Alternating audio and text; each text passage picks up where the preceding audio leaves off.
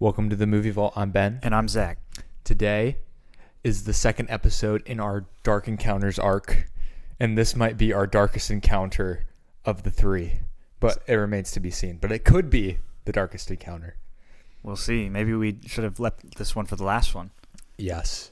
And this encounter is with the devil himself, potentially. Depending on how you read the movie. Yeah. And, of course, this movie is The Exorcist.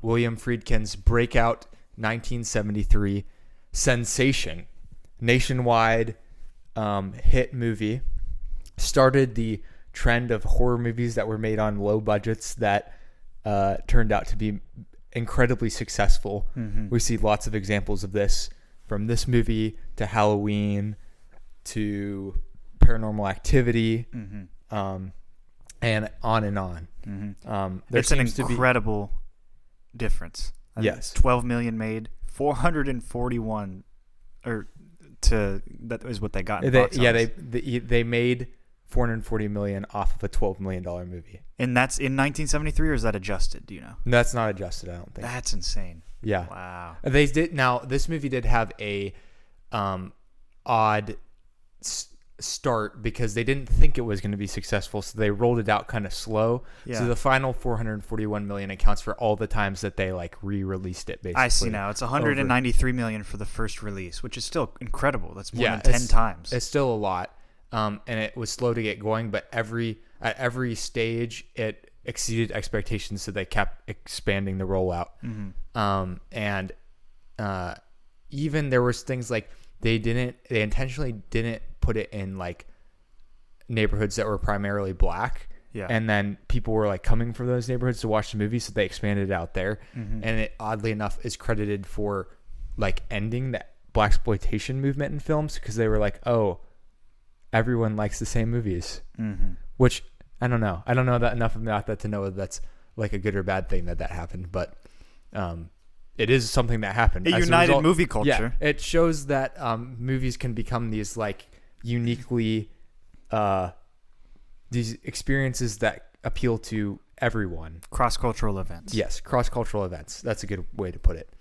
Of course, not everyone was happy about this cross-cultural event. Especially Christians. Yes. Something that Zach and I would know nothing about. No, I'm just kidding. Just kidding. It is interesting as Christians to watch this movie, because it makes you ask a lot of questions of yourself about why am I watching this? Why you're watching it. No. Whether it's good that this movie exists or but it does exist, and it was important to our culture, and it does, nowadays it feels less extreme. Mm-hmm. No, I still say there were parts that felt pretty extreme, but yeah, it still feels not something we're all that shocked by, which maybe just shows how desensitized we've become as a culture. Yeah, if we can watch wars from TikTok, I mean, at that point, there's no more desensitization to go. Right. And I always talk about the Hays Code. Ever since we talked about it in that one class that I hated last semester, I've been talking about the Hays Code because I want to sound smart, I know what happened in U.S. history. Mm-hmm. And this is 5 years after that turn where they stopped following the Hays Code. So all of these movies that are pushing the boundaries are just out there now. And this so that was 67 though? 67, 68. So that's Sundance Kid years? Yes. Okay. Yeah, Sundance Kid years.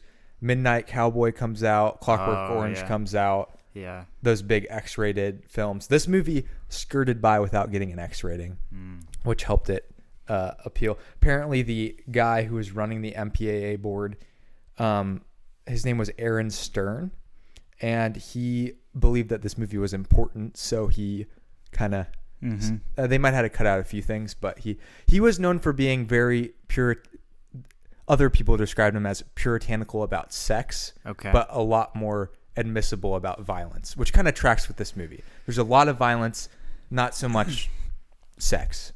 Now, the horror movies that this influences there's a lot of both. There's a lot of both, but it's whoever has sex dies. Right. We talked about that in our which episode of I'm sure we talked about Nightmare on Elm Street. Yes. Yeah.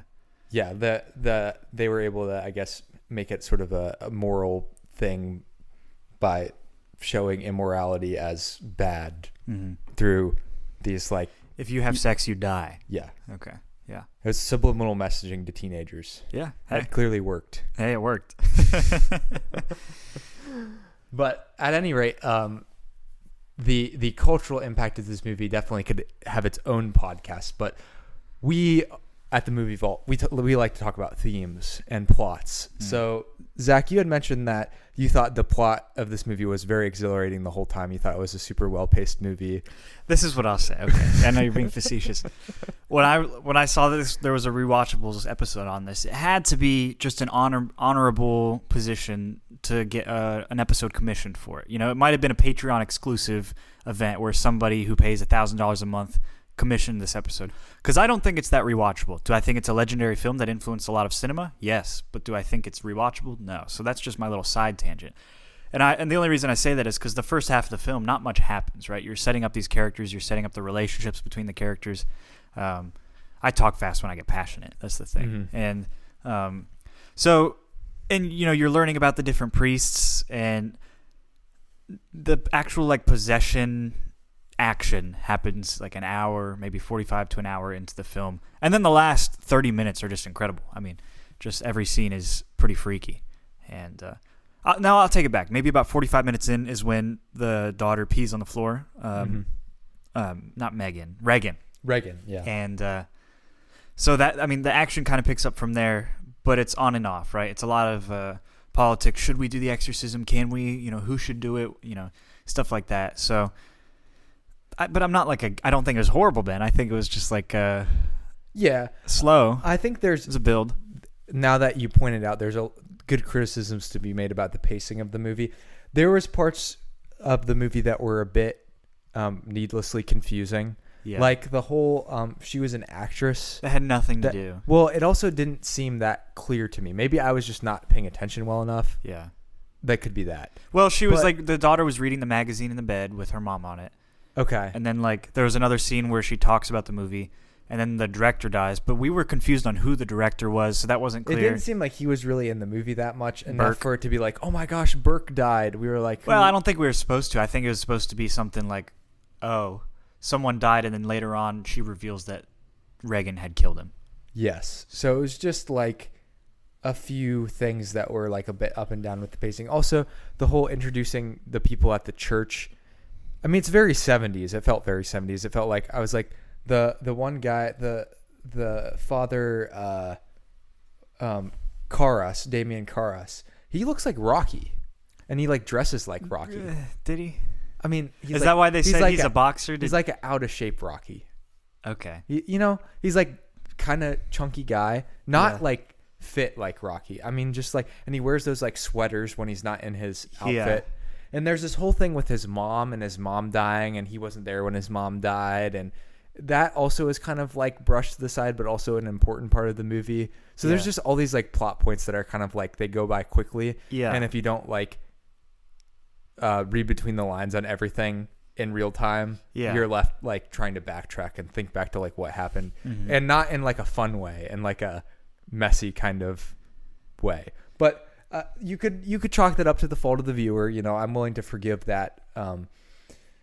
But the main characters in this movie that are important are Chris McNeil, who's the mother of Regan, and Regan is the possessed 12-year-old girl. Is she 12? Yes. Wow. They say in the movie, or she like turned 12, I think. Oh, good for her. There's father and doctor. He's a physician. He's a psychiatrist. And he's also joined the Jesuit order. So he, do they call, is that an official title? He said of psychiatrists, they're shrinks. I mean, kind of. They call him a shrink in the film. Okay. He's a shrink. And he's also, part of the Jesuit order. And he is specifically the counselor for the priests and maybe for other members of the Georgetown University Order of the Catholic Church, from what it's presented in the film. So but also, it takes outside place of Washington, outside of Washington, or in Washington D.C. in the Georgetown University area. And it takes place there because that's also where the film is being, like the last scene of the film is being filmed there, and that's why Chris and Regan are there. Right. Yeah. Then there's this Lee J. Cobb, of all people, who was in 12 Angry Men and a couple other movies. Older Lee J. Cobb, legendary character actor. He was Lieutenant William F. Kinderman, who is kind of an odd person who's always like one step behind of what's going on in terms of he's investigating the murder once Regan, presumably demon-possessed Regan, shoves Burke to his death out the window. Burke Dennings, who we talked about. There's a couple other Catholic priests. Of course, at the end of the movie, Father Lancaster Marin, who's also shown at the very beginning in northern Iraq, uncovering a relic that, again, I'm not exactly sure what the significance of the relic is, other than I think Lieutenant Kinderman finds the relic somewhere later on in the movie. But it's just, again, these things that are like plot points that are a little bit hard to put together. Well, an interesting thing is, so Thomas Valentine Birmingham was an actual father. He's an actual priest who played a priest in this film. I'm just confused on, is that allowed? I guess that's the way they were able to, get it past the Catholic Church, right? That they made this.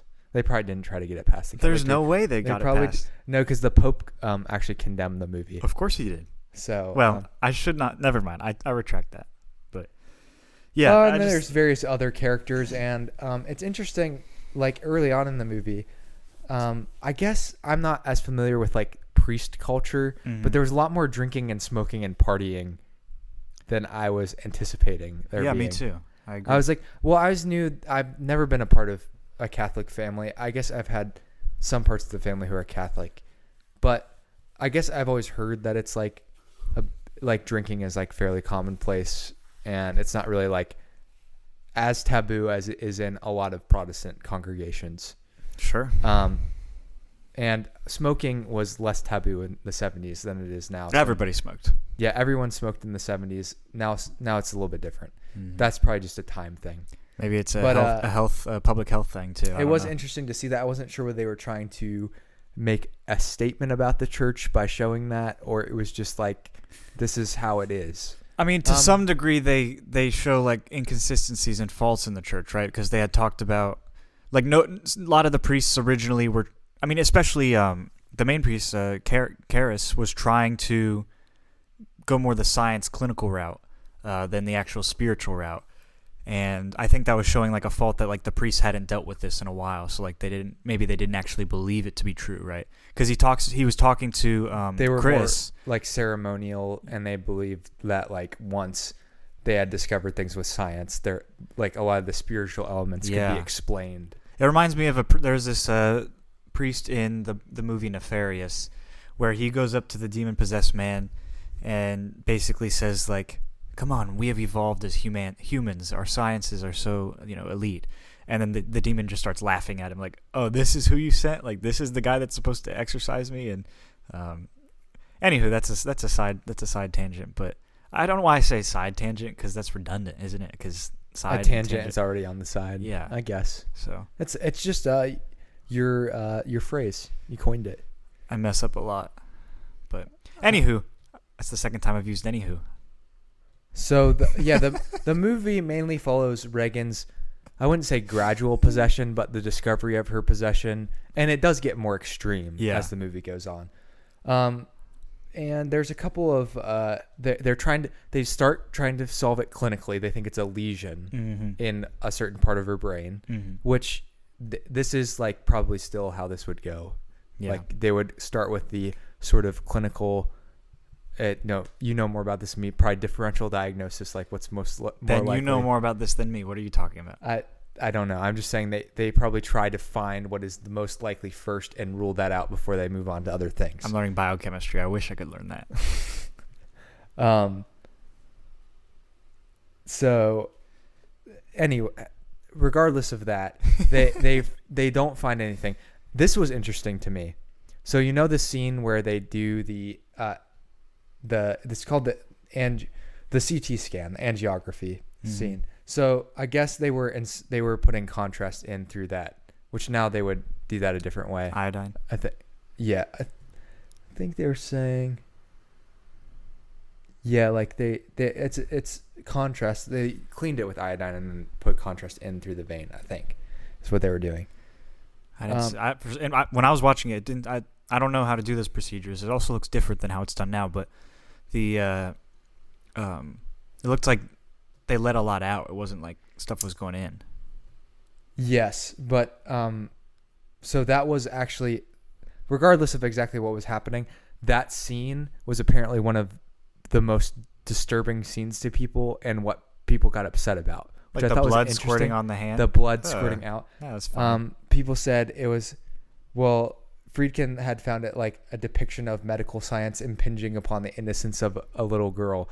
But maybe it's just like, I've seen people put central lines in and arterial lines in. Mm-hmm. And like this happens like once you are, like you're putting an arterial line in, it's going to spurt out some blood because you just put it in an artery. So blood's going to squirt. It's just you how it happens. Don't want it to do it for a long time, but it's just how it happens. I mean, ideally, you don't want to have to put an arterial line in someone, right? But if they're, hemodynamically unstable, you have to do it.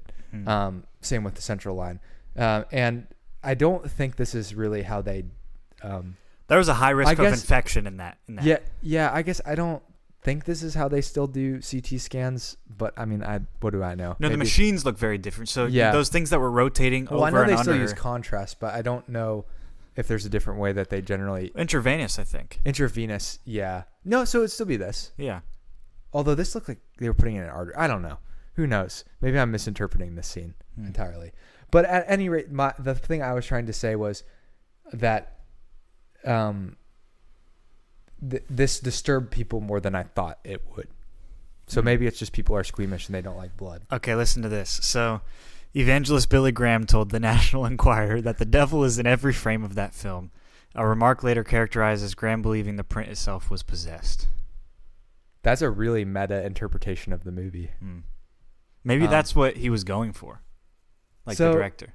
So I want to talk about that because I think this movie, we always spoil what happens in the movies here on the Movie Vault. I hope you figured that out by now. We find it not even helpful to talk about. But everyone knows the levitation scene. Everyone knows. But the ending of the movie was a lot darker than maybe I thought it was going to go. Because he ends up...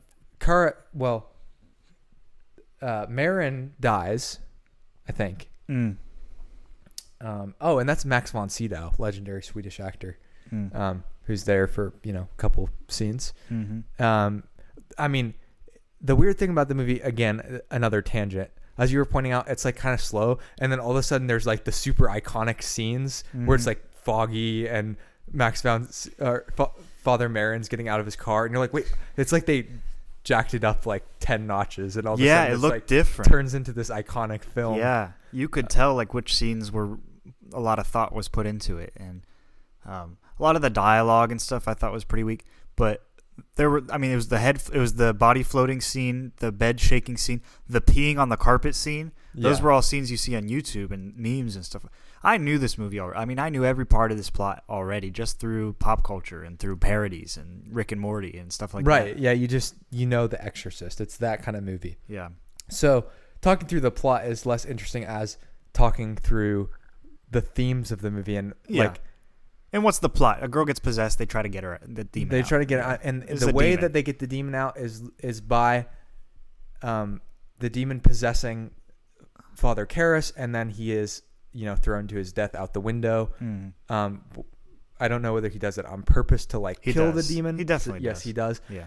And it ends with it kind of looking like she murdered another guy by throwing him out the window, Reagan, which had already been accused of in the first part. And for there to be a window for them to be like, she wasn't demon possessed because everyone who had been a witness to the possession was dead. Yeah. Except for her mother, who was like, are they going to believe her? But at the same time, it didn't seem like that amounted to anything because she was just like a little girl running out the door. So I don't know. That's why I'm like, the lieutenant kind of annoyed me throughout the movie because I'm like, what is the point of him being in this movie? What is the point of there being a movie subplot? Yes. And maybe The Exorcist just shows it's a lightning in the bottle movie, but it certainly wasn't like a perfectly made movie. Oh, no. Like I probably, when I rated it on Letterboxd, hadn't thought through all these things and forgave a lot of these like little... That's why you got to let it settle, Ben. You know that. I know. You got to let it settle.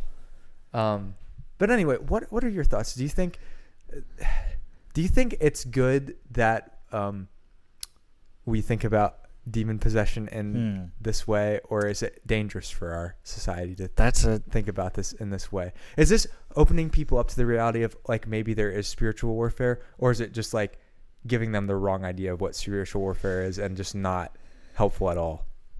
Now, in some ways, it creates there could be some healthy fear of tapping into those kinds of things on a level that doesn't involve. It could create a fear of tapping into those things, okay? But it doesn't represent it well, at least, from a biblical standard. And it also might glorify some of the gore in some ways. So the treatment of it, isn't prescriptive in the Bible. So dealing with it is also a challenge as well. I'm on a fence. Right now, just tiptoeing, and I didn't ask you an easy question. I think the only I think it's more negatives. I do. I think the only pro that could come from it would be beware, and then a lot of negatives would be like this isn't represented well. We're glorifying a whole subgenre of demon movies. Yeah, I mean, because there's tons of them. And I don't think we're supposed to set our minds on those things regularly. But then you get a movie like this that influences so many other films, and it's just like you already know the plot. Like I already knew the plot of this film going into it because I've seen so many films that have been inspired by it, and it's like we've also been desensitized to where this is not even that bad of a demon movie, and it's not even that gory, but it's still not great in general. And movies that come to mind, like we were talking about, The Conjuring. That movie, I would maybe say it's a little bit more, I don't know, Hollywood. Is that even a word? Like Hollywood, yeah. Like it's a word. It's because I talk like The Exorcist is not a Hollywood version of demon possession movie, but it's supposed to be based on The Conjuring. Supposed to be based on a real couple that was the exorcised people. Yeah. And so maybe in some ways you could argue that movie gives a little bit more thought and care to how they portray things. Maybe not. But they don't. I would say they don't. Yeah. I mean, it's been a while since I've watched The Conjuring, so I haven't given it much thought. And the Annabelle series and The Nun, I think, are all connected and everything. And those are probably like it's like a little cinematic universe. They're basically like exploitation movies. I mean, all horror movies are exploitation movies. Yeah, most of them. I'd say what's the one we watched? Deep Red. Is that exploitation? It's like, I mean, it's exploiting violence. Is it? But it's more of, I guess, like serial killer type. I think it's thing. Psychological. Psychological. Yeah, there's psychological horror, and then there's like exploitative horror, and some movies kind of ride the line.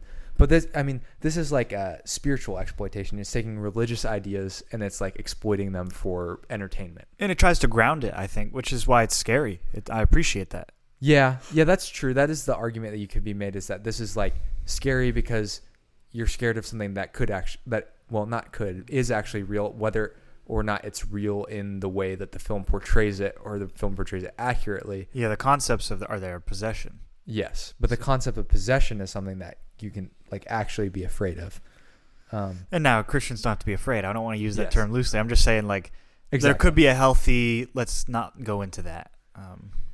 Yeah, but the argument against the movie could be you don't need to make an entire movie to make that point. Yeah, I agree with you. But William Friedkin was obviously not worried about this point that we're. Well, yeah, if you're going to make $180 million, because likely he was maybe loosely a Catholic, but it would seem if he was like a super grounded Catholic, he would be worried, first of all, that he was going to piss off the Pope. Yeah. Right. Yeah. Like if he was a real Catholic. Yep. So that gives me the impression that he's not. Yeah. I mean, there's no going back after that. I'm not sure if the Pope will let you in the kingdom of heaven. So, yikes. Yeah. But it was not that we believe that. I'm just saying, but yeah. Yeah, but if you're Catholic, that's just, and the reviewers, Ebert loved it. Other people found it ugly and exploitative. Audiences were kind of mixed. Like the Catholic Christian ones were generally upset. Some people who weren't even religious but are like sensitive to people exploiting religions of all kinds thought like people would be upset by The Exorcist. And I have to say, I until we watched it today and then reviewed it, I had not really given a whole lot of thought to The Exorcist, and I think it was a little more intense, graphic, and especially language-wise than, for some reason, my impression of what it was going to be was. Me too, yeah. I would agree like, with you. They definitely stepped the line pretty far. And here's the thing. I could put myself in the mind of like the screenwriter and the filmmaker and understand why they would like have the demon say some of the things that he said. But it is very uncomfortable to watch. And like that's what makes it not a rewatchable, essentially. Yeah. And it's very gross. It is gross. Some of the language used was terrible, especially by a little girl. You never want to make a little girl say that as an actress. And she technically obviously wasn't saying it. Yeah, she wasn't the voice, the demon was saying it, but it's still very uncomfortable and just like even thinking about it. Yeah. So apparently the Vatican had corresponded about this film specifically, which makes sense because the Pope had an official stance on it. I would say, Father Woods, this is another one. He was a famous priest, said that the film stirred up memories of hell, descriptions from nuns, and that it reflected a view that scaring people is a spiritual favor. And an interesting perspective on it was this guy, Eugene Kennedy, who was a Loyola priest, and he was also a psychologist. And he said that the battle of good and evil in the film was immature, and that being a Christian means coming to terms with our own capacity for evil, not projecting it on an outside force that possesses us. Yeah, which I thought was like spot on. I don't know anything else about his theology, Yeah. but that statement in of itself, I was like, that's a really solid point. Yeah, it's not like, you agree that you're tempted by the devil, but it's not that the devil made me do it all these times, that you have your own sin. And I think the really odd thing, and this is the disturbing thing about the movie, right? They talked about the innocence of the 12-year-old. That's what made people really disturbed about this movie. It's a demon possessing somebody that's like very innocent born into sin, as we would say, but innocent in terms of like, it's not like she was doing all these rituals that brought her to the spot where she was demon possessed. Like you would imagine if you believed in demon possession that it was like a very like you're seeking it almost. Yeah, or thing. you grant some type of permission. Yeah. So and it's described like in the Bible when Jesus casts out demons, but we're not given a lot of information as to like how it happens. Yeah, we don't know the logistics. Other than Jesus casts out the demons, and he knows, and he can speak to them, and he has the power to do that, and that Jesus is the only one who has the power to cast them out. Or the apostles do through his power. Yeah. But beyond that, it's clear from the Bible that having this like really deep understanding of how this stuff works is not important for us to know. And maybe even dangerous for us to like seek out. Yeah, it's like playing with knives. It really knives are bad. It's good to have a healthy fear of knives, right? But not a fear of like, a knife is gonna stab me in the middle of the night. You don't need that. But also, you don't need to like play with knives to understand them more. Yeah, you don't need to be like, oh, this is how I can almost get stabbed. You just need to know their cut. You don't need to know the type of steel. You don't need to know if they're Damascus steel or if they were heat quenched for a long time. You just have to know that they can cut, and that's it. I watched a lot of Forged in Fire.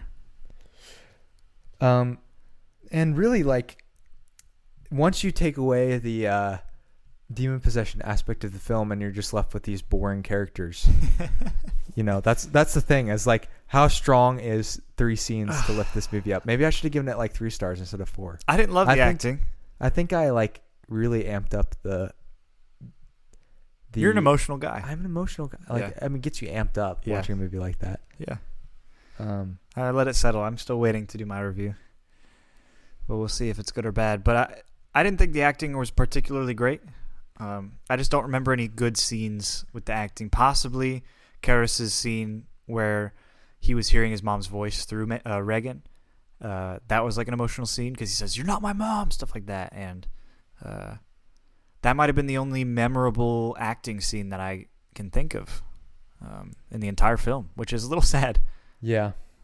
Because there's a lot of great star power in this film. I know they made an Exorcist sequel, but it was different people. It was different people, and it was not well received. Now, they also had Exorcist TV show on Fox. Really? A long time ago, and Regan makes an appearance. Okay. An older version of Reagan. And there's been multiple reboots. I mean, there was a third one, then there was reboots. There was one that came out like last year. Yeah. I don't know if they're made. It's probably Blumhouse. Yeah. Not to name names, but we know them. We love. We know tolerate them. We know them. we probably haven't talked a lot about Blumhouse, but they're a machine. Mm-hmm. They know that you can make horror movies for cheap and that you can make a lot of them. I stopped watching Blumhouse movies when they made the escape room scary movies. Do you know what I'm talking about? I don't know what you're talking about. They made like escape room movies. They're like people in a room. You know what an escape room is? Yeah. Yeah, but like it's like a horror movie. Like the room's trying to kill them. Oh yeah. It's like I stopped after that. I thought it was stupid. I watched all the Saws. I went through. I loved the Saws. It's kind of like condone them. Saw, They're terrible. Saw is kind of like that, but Saw is very remove different. The jigsaw. No. It's like very different. It's not a group of friends. It's usually like different people from walks of life. It's not a bunch of attractive teenagers showing their abs off and then getting into a room and dying. So true. Yeah, horror movies can quickly disintegrate into, and it's like I've always had this interesting, like I like real horror movies that are like super self-aware of what they're doing and they're like gory but in sort of an over the top kind of like cheesy way, like Evil Dead or Evil Dead 2 or I guess Cronenberg ties in sci-fi and like more philosophical stuff and then uses body horror. Mm-hmm. And I always found that to be interesting. But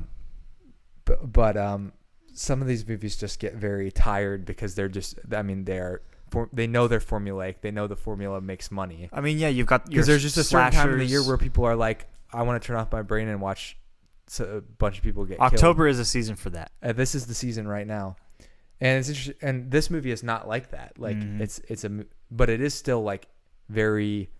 It hits a lot of the things, the gross, crazy stuff that a lot of happens in and there's a couple murders, but it's not like a slasher. Yeah, it's not. I think Texas Chainsaw Massacre came out this year. It's not that. Which is a great movie, actually. We have a friend whose mother was in that movie. Yeah. As one of the dead bodies. One of the dead bodies. Yeah. Texas Chainsaw Massacre, very good movie. Very scary movie. Yeah. I found a Reddit post. Can I read? You can read it. Yeah. So it says the Exodus. The Exodus. I was reading Exodus. The Exorcist is a very shocking film from a Christian perspective, but if you dig it, there is ultimately a message in it that deeply supports the idea of religious faith. Okay, so listen, hear this. Father Damien is the heart of the story. Every detail in it revolves around his internal struggle. He's educated in psychiatry, lost his mother to dementia, deals with that guilt of not being there, which slowly makes his faith go downhill or whatever. He is at a point in his life where he has made more faith in the science in his education than he does of his vocational faith, True. And when the family calls him to look at Reagan, he tries to diagnose non-spiritually. And this is where Father Marin comes into play, and he's the foil of Damien, right? And he says there's only one cause, a demonic possession. And Damien becomes more ambivalent to the situation, and he has to fight between, is it faith or is it reason? Is it psychiatry or is it my Jesuit studies? And at the climax of the film, he finally makes a choice between religion and science and chooses faith by jumping out that window. So it's this. Listen, I'm not saying I agree with this. Just listen to this, okay? It says he takes a leap of faith, I don't like that phrase, but takes a leap of faith and begs the demon to take him and leave the girl alone. And then an angel appears. The demon accepts. Father Damien makes a Christ-like sacrifice by launching himself out the window to his death before the demon can take hold of him. What do you think of that? I mean, that's a big statement to make. I mean, is that what the moral of the movie is? Because the director said that this film is really about faith. It's not about horror, is what he told after the Pope had made his comments. I mean, when you spell it out like that, I could see the argument that could be made, right? But it's one of those things where it's like the show Cuties. Listen, how much do you show to actually prove your point? Does that make sense? Yeah, I know. What did it take to get there? Exactly. The ends do not justify the means. Yeah.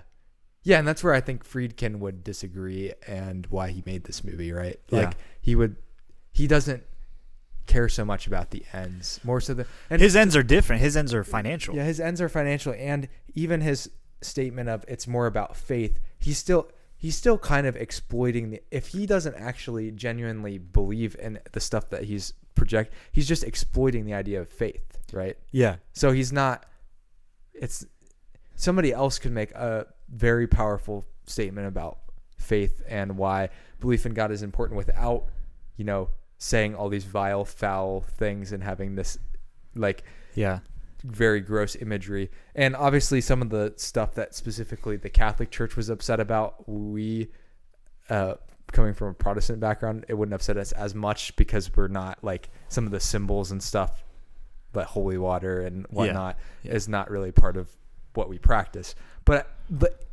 nonetheless, I mean, this is still making a statement about God and about faith. Yeah.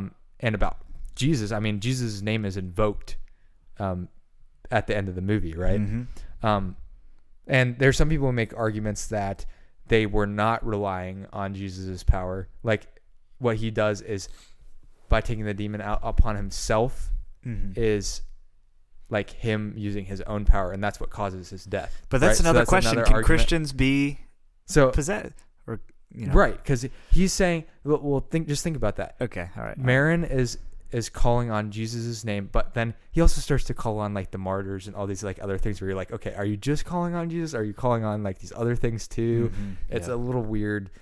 And like they said, there's no like, spelled out way that you're supposed to do exorcism. So everything that we're watching, we're supposed to just believe that this is how you're supposed to do it. Let me preface something though.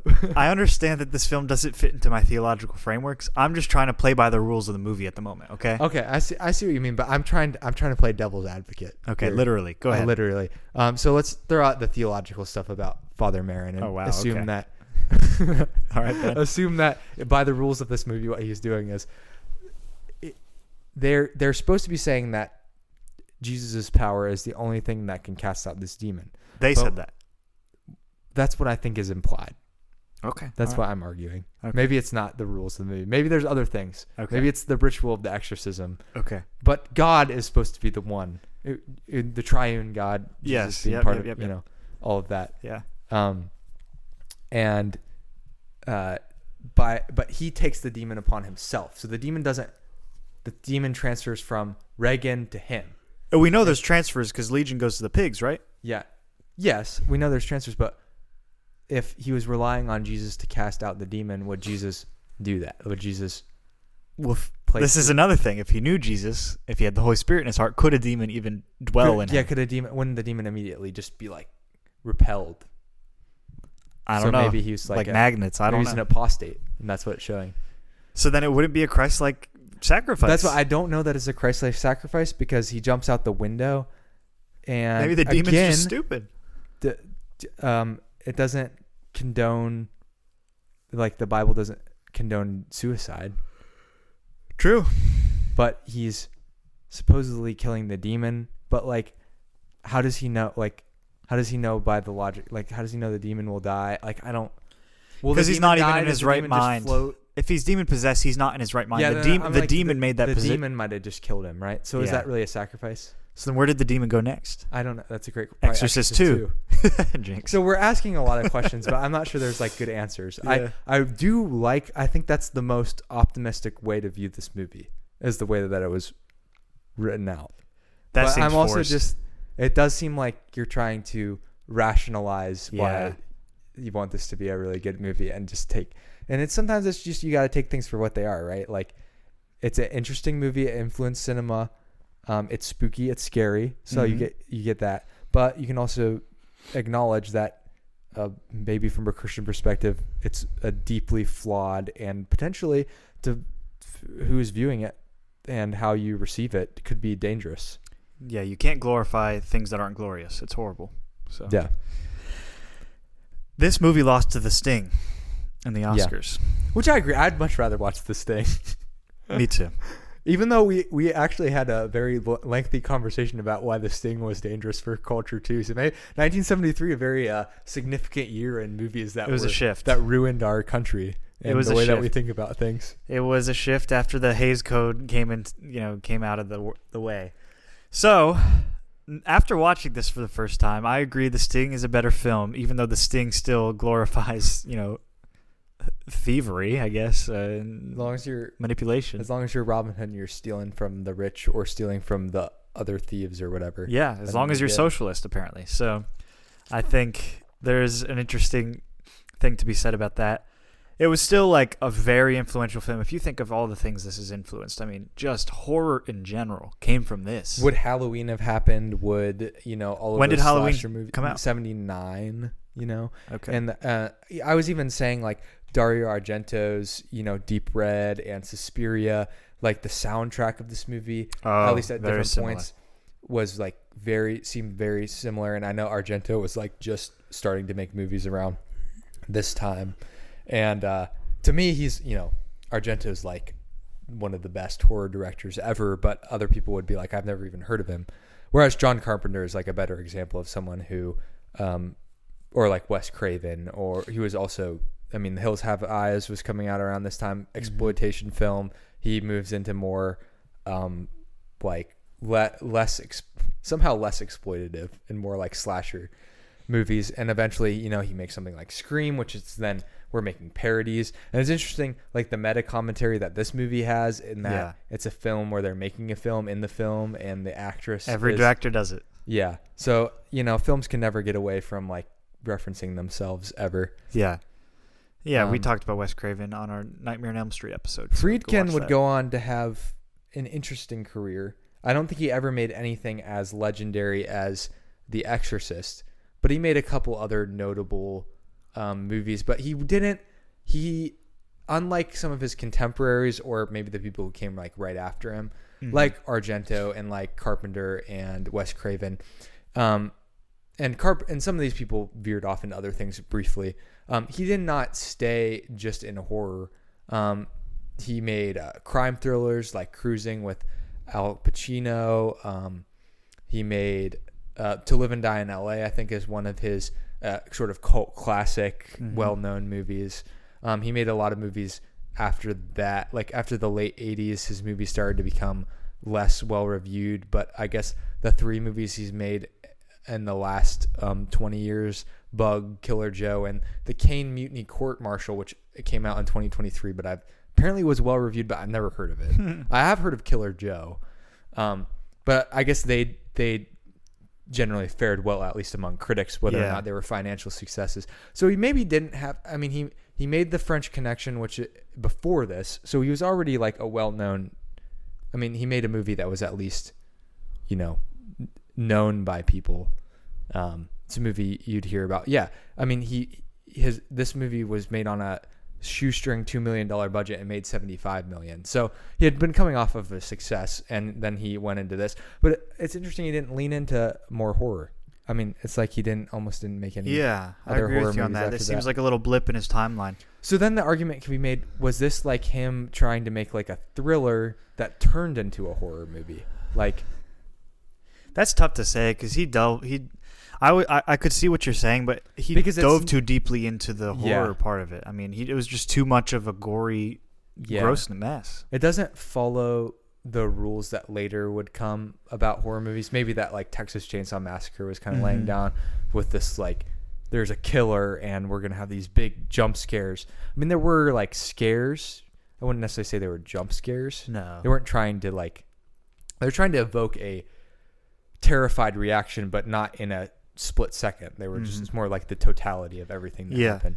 Yeah. And just like a dread and just disgust. Yeah, definitely disgust. There were some pretty gross things, like the green vomit coming out of her mouth, the pee on the floor. It was just supposed to be gross. But yeah, I guess you're right. There are no jump scares, no like seriously actionable sequences. Like it was mostly talking and screaming and yelling. Yeah, that's very true. No gunfights, no. A couple of slaps and hits and here and there. Yeah, jumping out the window, that was probably the most bloody. Yeah, the bloodiest thing that happened. So, yeah. I don't know. I was thinking, like, this film might have some of the best horror movie feelings that I've had, if that's a good thing. It could be a good thing or a bad thing, but I'll say the best in that realm. Like, I said this a minute ago, it was grounded, it was realistic, it had qualities of it that could happen, especially if you believe in those things, which they are true, just believe it. And it evoked a sense of When Freddy Krueger runs after someone in a film, that's a lot less scary because it looks a little bit ridiculous. This looked gross and not realistic, but more realistic or possible, or I don't know. The more grounded the film, the better, in my opinion, because we're about to go watch the Blair Witch Project, right? Which is another film that shoots for, I mean, people, from what I understand, when they watched the Blair Witch Project for the first time, thought that it was something that actually happened. Interesting. It was that underground that they were able to get away with that for like a week or two before everyone realized that it was a movie. So we're about to see something that is, I mean, we're not going to think it's grounded when we watch it because we already know. Yeah. But at the time of release, you were supposed to think was like the most grounded possible because it's found footage, which was an unheard of. I mean, I was talking about Paranormal Activity, but Blair Witch Project was the found footage movie that started all of the now oversaturated found footage genre that there is today. Yeah. So it'll be interesting to talk about because I've never actually watched it. So it'll be interesting to see what feelings that evokes. Yeah. Yeah. I'm interested too, but it's like the realistic reactions and character set pieces and interrelations. That's more scary to me. Right. You know? And so maybe a final, I don't know if this is a strong argument, but an argument you can make for the value of a movie like this is, what are movies but very exaggerated versions of real life? So why would it differ in a spiritual realm? It's like an exaggerated version of something. I just think it's more dangerous, potentially, a more dangerous exaggeration. Yeah, but we might understand that, but does 99% of the population understand that? So yeah. Playing with fire is a real thing. Not everyone's a fireman. You got to be careful. Yeah. The movie Vault, we're apparently not afraid to play with fire at all. So here we are. Well, yeah. I mean, you have. It's like, okay, Zach and Ben, but you guys watched it and reviewed it, and my response is, one, yes, you're right, but at the same time, you got to watch some of these films to understand what they influence. One, and two, like. Maybe that's the only one. Maybe that's the one. Yeah. I think the second one I was about to say is there are still good things to know about it and get out of it that I explained, but I kind of proved myself wrong by saying that there are more bad, but I only knew that after watching the movie. Right. If that makes sense. And I think there's always been this tension. I know, like we're not content reviewers, right? Like those people always like kind of, I get the place for them, but like if you're really worried about, as an adult, you should be able to wrestle with your own convictions about content. And then as a kid, I mean, I guess it's like, I mean, you can go to like IMDb, they have content reviews. Like you don't really need this whole industry for content reviewers. And that's more for like Christian audiences, generally speaking. If you've never heard of that, then, just ignore what I said. But I don't think content reviewers generally take into account a lot of nuance or, like you said, what you can gain from movies or understanding about them. And so it just ends up coming off as like they were useless because, like I said, you could just look it up on IMDb. Yeah. So we didn't need to pay somebody to go watch the movie if they weren't going to like provide any sort of like, they're just going to count how many F words were in the movie. Like that's not, that's someone's that's job. not really a helpful measure of a movie, in my opinion. So, we're here to, talk about the themes, but at the same time, I'm not just going to live and say that like it's good for every movie to exist. Like, there's even like, I always talk about and I don't ever bring up names of these movies, but if you've researched movies enough, about sort of the outer edges of movies and these movies that have really pushed limits that, they're famous for pushing limits beyond just the Exorcist level of pushing limits. And you kind of know to stay away from those movies because they are just like, they're usually trying to make some sort of stupid political statement. Yeah. And they're very, probably a statement I don't agree with. And it's just like you get to the point where you're like, it is so unjustifiable to show this content in a movie for whatever political point you're trying to make. Yeah. And it's just like it stops becoming art and it's just like shock and snuff almost. Yeah. Like it starts to get into that. And so I think everyone has their line. For somebody, they might say that about this movie, and I would say I respect that if you don't want to engage with it. But to us, I guess it's not that line. But it's also, I mean, at the end of the day. So I'm saying, like, we're discussing the themes, and, if you want to leave a comment about it. At the end of the day, the film is really silly. It is silly. I mean, it's really silly. And it's not going to be something that I stay up all night thinking about. No. It's going to be, but it depends on the person as well. Some people might find this extremely horrifying and might have nightmares about it. And yeah, that's very true. You got to be careful and know your limits and understand what's going to affect your heart the most. So, and for a lot of people, they would, if they just don't have a taste for this or horror in general, they would just not watch it just because of that. And that's a good enough reason, These genre movies are interesting because of that, because you could just ignore the entire genre existing. Yeah. And you would, arguably you could still have a pretty strong sense of how movies function and work and be completely happy without it. So, yeah, like me and rom-coms. Yeah, exactly. Although Leah actually texted me asking if you could do the one, what's the 7 dresses or something like that? Something about dresses that I got her the movie for her birthday. I forget. I can't remember. 21 dresses. Something like a 7 or a 21 in dresses. Maybe in like 100 years. Yeah, maybe. She said to me, aren't like the 2 episodes that I'm on like in your top 5? And I was like, I think so. It might be. So, I believe at least one of them is. Yeah. So she's like, then you should have me back on to boost your podcast a little bit more. It's hard to believe people don't want to listen to our episodes about like Italian neorealism and I don't, and the French New Wave, and it seems like we know our audience, but they just haven't found us yet. That's true. We know who you are. Come and find us, or we'll find you. Or we're trying to force people that we know to be our audience, and they aren't listening. Yeah, that's true. It's all right. It'll come back. It'll come. We're doing The Exorcist. When I start my political career, then we'll get this ball rolling. People will be like, "Wow, Zach and Ben were so smart at 18 years old, talking about good time and the camera cuts and everything." Wow. Yeah. Yeah, it's when I talk to people about the podcast, I realize how much I have to scale back, because we have really changed a lot in 4 years in terms of, like, this has tracked our progression. Has it been 5? What we know about. Yeah, it's probably almost been 5. What we started 2020. Oh, never mind. It's 4 years. It's been 4. But like I've probably watched close to 400 movies in that time, and so that probably more than doubled the amount of movies I had watched in my life. Oh, for sure, yeah. So it just tracked, the whole podcast has just tracked the progression of what we know. And it's not even like we're still like so stupid. I was just at the table we were eating together, Ben, and just to tell the people that I was like, hang out. I was like, 1973. Wait, this Exorcist lost the Oscars to The Sting. I was like, wow, Ben, I know movies now. I know years and dates and blah, blah, blah, and directors. We're starting to put the timeline together a little bit. Yeah. And it's starting to make sense. So trust us as we guide you through this jungle. The Movie Vault is about solving movies. Is it? Movies are like a giant puzzle to be solved. Like, there's one big movie that's made up of all the movies that exist. Yeah, and that's why we have to watch The Exorcist. Everybody hates a missing piece of the puzzle. Am I right? Yeah, you're right.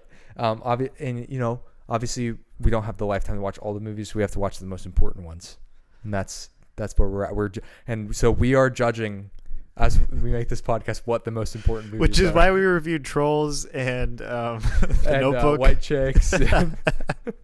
Hey, those have a place. Yeah. Those have a place. Yep. So that's the same principle we've held all these years. Don't worry. All right. Well, look at us getting nostalgia. Do you want to do your movie highlights because you realized you had some? I only had 2. I rewatched Spider-Man Far From Home and Avengers Infinity War. I watched the first half of Spider-Man Homecoming and the first half of Avengers Endgame while I was studying for my Foundations 2 final block exam. Okay. Which I just passed. New revelations? Oh, congratulations. Thank you. New revelations about Marvel, and was it just nostalgia to get you through? No, because I think my roommate and I were going to rewatch the Spider-Man films because I started playing right after my exam. I started playing. No, it was before my exam. I was stupid. Right before my exam, I started playing the Spider-Man PS4 game, which I don't play video games, so this was like really cool for me. Right, I've never seen like such cool maneuvers and stuff like that. So I've never played on a PS4 or 5. This was a 5 because I'd only played 360, the Xbox, and it was sweet. It's a really cool game. I'm only 13% done with the story, I might not ever go back to it, but we'll see. And then it made me want to watch Spider-Man and Miles Morales. And I've been watching some of the old Spider-Man cartoons, the 1969 show. Oh, nice. Or 67. And then I've also been watching the 1998 or 88 maybe Spider-Man Unlimited. So very nice. Just some Spider-Man stuff going on in my life right now. Just in my free time, which is really just in between breaths. I just turn on a second. If you can believe it, I didn't watch any more movies other than The Exorcist in between the last time we recorded and this movie and watching The Exorcist. Which is but about 4 I do want to hours. point out that I did watch episode 1 of season 1 of True Detective, and I'm excited about. I think there's 8 episodes. Yeah, and they're each like about an hour, and it's considered to be one of the best seasons of a TV show because I think it's like an anthology series. So I don't think all of the seasons are as well regarded as the first one. But McConaughey, Harrelson, combined forces, very. Actually, you could probably draw some parallels to The Exorcist. Okay. Already. Yeah. Little spirituality, some philosophical stuff. Okay. We'll see what it get. Okay. What it has in store. And you didn't tell everybody that you finished Twin Peaks. Oh yeah, I did. I finished Twin Peaks. Dare I say my favorite show of all time? No, you can go for it. I will say it. Now, it's one of the most unique TV shows. Yeah. And it's certainly not in the vein of the really super well crafted, succinct TV shows we have today, like perhaps Yellowstone. Yeah, Yellowstone. I mean, like your Breaking Bads, your Yeah. Sopranos, that just didn't exist. So it was partially not Lynch's fault exactly, because I think he didn't want it to be succinct. He didn't want it to be succinct, and it not being succinct somehow adds to the like intrigue of the entire show. Mm-hmm. But Fire Walk with Me is one of the hardest watches I've ever watched. Yeah, that's a film like The Exorcist. Yeah. Yeah. So it is also spiritual and layered and all of those things. And the third season gets a lot more, sort of abstract. So it's interesting and good, and I loved it. Mm-hmm. And I want to rewatch it eventually. Yeah. See, I want to rewatch it with Emma because of the first 2 seasons, but I don't think she would enjoy Fire Walk with Me or season 3. So, but she might be so hooked that she has to. Yeah, true. So, for Kyle MacLachlan, it'd be good. Yeah, Kyle MacLachlan. What best character in TV show history ever.